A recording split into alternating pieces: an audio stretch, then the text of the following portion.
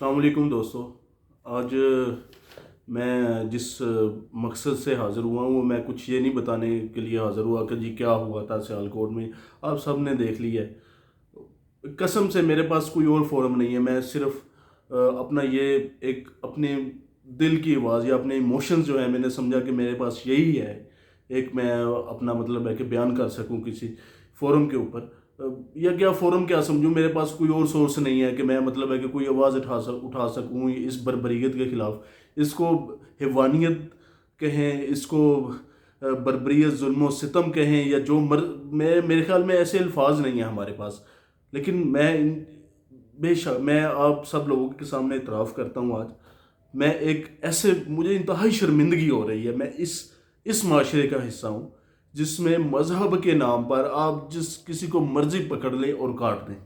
ٹھیک ہے, نہ ان لوگوں کے دین ایمان ہے یا نہ یہ مسلمان ہیں. اصل مجھے یہ بتائیں نا کتنے لوگوں کو آج تک ملاوٹ کے اوپر انہوں نے پھانسیوں پہ لٹکایا.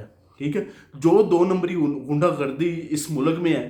ٹھیک ہے, 150ویں نمبر پہ اوپر یہ انصاف کے اوپر ہے, 170واں نمبر ان کا کرپشن کے اوپر ہے, یہ ٹرانسپیرنسی کے حساب سے. ٹھیک ہے, اور یہ مذہب کے نام پہ لوگوں کو کاٹتے ہیں, بے شرم لوگ. مجھے پتا ہے یہ حیوانوں کا ملک ہے. ریئلی مجھے اس میں کوئی مجھے ڈر خوف نہیں محسوس ہو رہا کسی کا یہ کہتے ہوئے کہ یہ ریئلی انسانوں کا ملک ہے ہی نہیں ہے. یہ حیوان یہاں پہ رہتے ہیں, نہ جن میں انسانیت ہے نہ کوئی مسلمانیت. تو بات کی بات ہے نا. ٹھیک ہے, اور میں ایک اور آپ کو بات بتاتا چلوں. حدیث قدسی ہے, آپ صلی اللہ علیہ وسلم کا فرمان ہے کہ اللہ تعالیٰ نے فرمایا کہ اگر کسی ایک انسان کے قتل کے اوپر, ناحق قتل کے اوپر پوری دنیا کے لوگ شامل ہو جائیں تو میں پوری دنیا کو فنا کر دوں. ٹھیک ہے, اور بھی متعدد جگہوں پہ فرمایا جیسے کہ ایک انسان کا قتل پوری انسانیت کا قتل.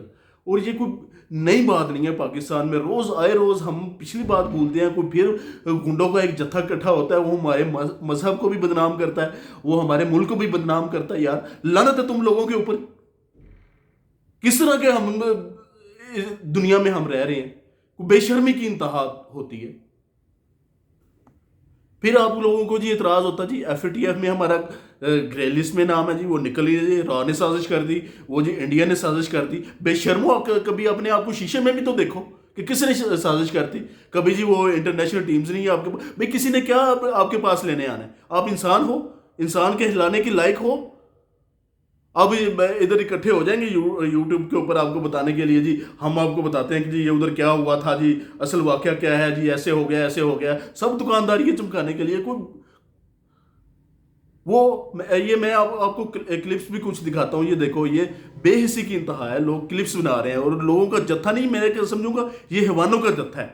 اب بلکہ میں نے آپ دیکھیں کسی کتے کے سامنے بھی آپ 2 انسان لڑ پڑے نا, پالتو کتا, ٹھیک ہے, وہ بھی درمیان میں کود پڑتا ہے کہ بھائی لڑو نہیں, انسانوں کی طرح رہو. یہ حیوان سے بھی آگے ہیں. شرم ان کو حیا نہیں جو پاس کھڑے ہوئے تھے. اور یہ کوئی نئی بات نہیں. آج سے آپ کو پتا ہے کچھ سال پہلے بھی سیالکوٹ میں واقعہ ہوا تھا کہ 2 سگے بھائیوں کو ڈاکو سمجھ کے لوگوں کے ایک جتھے نے جلا دیا تھا. ٹھیک ہے, اور ان کی کھالیں لٹکائی. پورے شہر نے جناب چوک میں کھڑے ہو کے جناب تماشا دیکھا, جناب ان کو آگ لگائی جا رہی ہے, یہ کیا جا رہا ہے, وہ کیا ہے. کبھی مجھے بتایا نا, اور وہ پھر بعد میں بری بھی ہو گئے. جو 20 لوگ سپریم کورٹ تک کیس چلا وہ لوگ بری ہو گئے. ٹھیک ہے, کبھی مجھے بتائیں بڑے آپ مذہب کے ٹھیکیدار ہیں, کبھی کسی کو ناانصافی کے اوپر آپ نے آواز اٹھائی. ٹھیک ہے, کبھی کسی کی ملاوٹ کے اوپر آپ نے الفاظ کوئی اٹھائی. کبھی آپ نے چھوٹے چھوٹے بچوں کے مدرسوں میں ریپ کرتے ہیں. کبھی ان سے نہ کوئی بچے محفوظ ہیں نہ کوئی بچی محفوظ ہیں. یہ بغیرت لوگ مذہب کے ٹھیکیدار بنے ہوئے ہیں. میں آپ کو بتا دوں, اب سب کو بتائیے, کوئی بتانے والی بات نہیں ہے. یہ ہمارا وہ ملک ہے جس کے پیچھے لاکھوں مسلمانوں نے قربانیاں دی ہیں. ٹھیک ہے, اپنی جانیں قربان کی ہیں.